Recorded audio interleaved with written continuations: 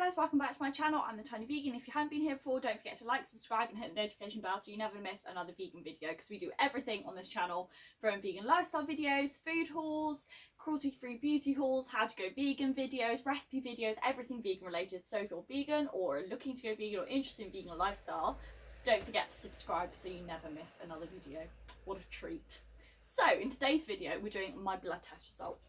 So I just thought I wanted to share my results with you. I thought one or two of you might be interested. I know a majority of you won't, so that's fine. Come back next week. I'm sure there'll be a more interesting video. But I got my blood test done about, it must be like 2 months ago, a month ago. And I just never got around to filming this video. So I got them to print off the actual paperwork for me, because I know that sometimes, even if you're within the average range, so the normal range, if you're towards the lower end of the spectrum, you could get deficient reasonably quickly, but because you're within the normal range, they just say, oh yeah, your blood test results are normal, and then you don't know what to focus on. So through my own curiosity, I wanted to know my blood test results so that I could do my own research and I could like see that if I need to work on B12 or I need to work on folate or whatever it is, so that I can prevent a deficiency rather than have to deal with deficiency when it comes along, if that makes sense. It took me quite a while to interpret this because it actually is quite confusing. So I tried to simplify it, and I'm just focusing on like the main ones which I think are important for you to know about and for me to recognise, because obviously, for instance, when they do like your blood analysis, there's so many different sections of it, it's just confusing. So obviously there's your haemoglobin, your platelets, white blood cells, red blood cells, and then loads of different other shits that I don't understand. I haven't bothered with those. I bothered with the ones which I could see and I know are common, if that makes sense. To begin with, when I looked at the blood analysis, I looked at my red blood cells, white blood cells and platelet levels, and all of those were normal within the average range, so that's good. But the only thing which was below average was my eosinophil. Is that how you say it? I don't know. Which I had to actually look up what this was. From what I can see from my research, it's the disease fighting white blood cell. So for instance, if you had a high eosinophil, that could be that you have an allergy, but mine were low. And when I did some research online, interestingly enough, it said that it's quite common for vegans to have low eosinophil. I couldn't find out why, and it doesn't say if you just search in, do vegans have low eosinophil? It's just when you look at other people who, like other vegans who've done their blood analysis, quite often they do say that they have low levels of this white blood cell. But from what I can see, I don't think that it affects your immune system. I don't think that it means you have a lower immune system, because my white blood cell count is fine. And so is my haemoglobin count, and so is my platelet count and my red blood cell count. So it all looks like it's fine. It's just this one thing that's lower, which is quite interesting. So if you know why, or if I say anything wrong during this video, let me know in the comment section, because I'm just interested about this. Like, I'm not a professional, so I always want to learn. So let me know if I say something wrong, or you know something differently, or you know anything about what I'm talking about. Let me know in the comment section. That was the only thing which was below average. But they didn't even mention this to me. When I called up and I said, I'm just calling for my blood test results, they just said everything's fine. Like, they didn't say, oh, this is low. So obviously, even though it's below average, it's within a safe level, and it's not a cause for concern, even though it is below average, because they didn't even mention it to me. I only found out because I got the paperwork through.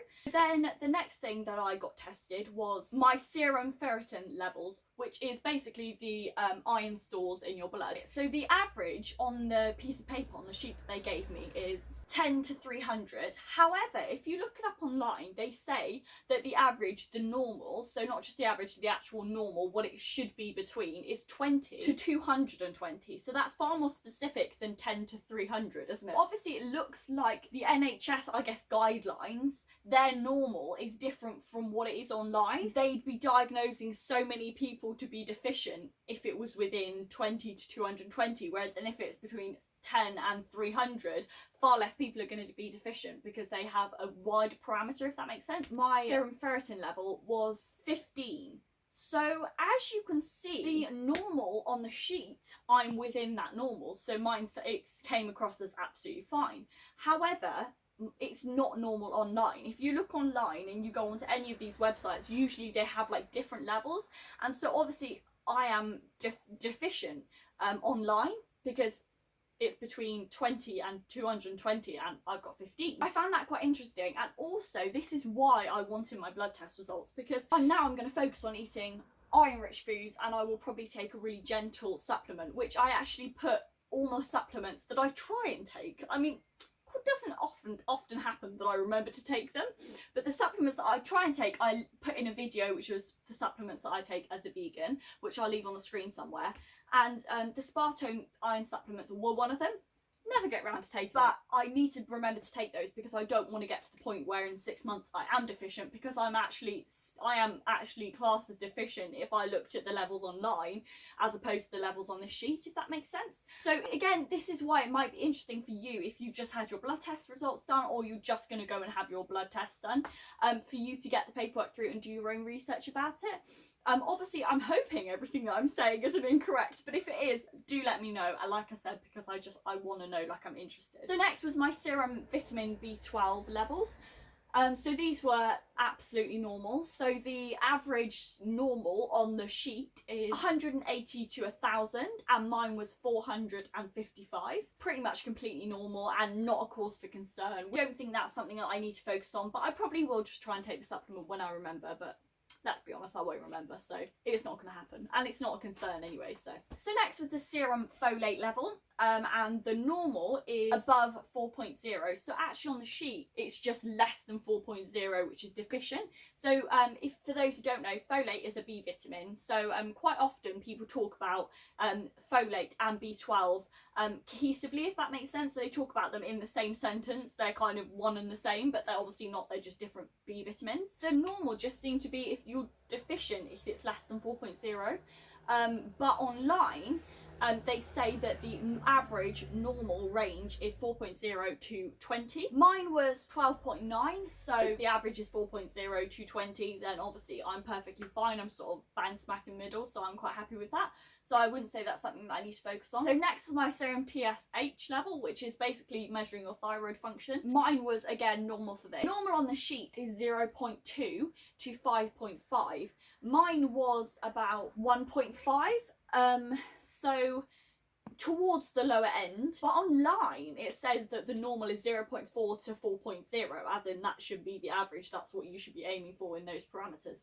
So it seems to be that quite often what is said on the sheet, unless I've just read this entire sheet wrong and that's not what they meant, but I think that's what they meant. Obviously let me know if I'm wrong. It's quite confusing because online and on the sheet are kind of completely different, and quite often it's the one on the sheet giving larger parameters. So it's kind of like the NHS don't want to diagnose people as deficient, so they give such a wide spectrum so that less people are diagnosed as deficient. But still, although you might not be diagnosed as deficient by NHS standards, you are on the lower end of the spectrum, so therefore you probably might need to supplement it, if that makes sense. Obviously I'm not a doctor, and doctors know far more than I do about this thing, so by all means listen to your doctor. But if you're not sure and you've done what I've done and you've looked at your blood test results and you're like, okay, this looks like it's a bit lower, but it doesn't say that I'm below average, it says that it's normal, just phone up your doctor and just be like, when I looked this up it said that I'm only 0.5 of a milligram away from being deficient. Do you think that I should supplement?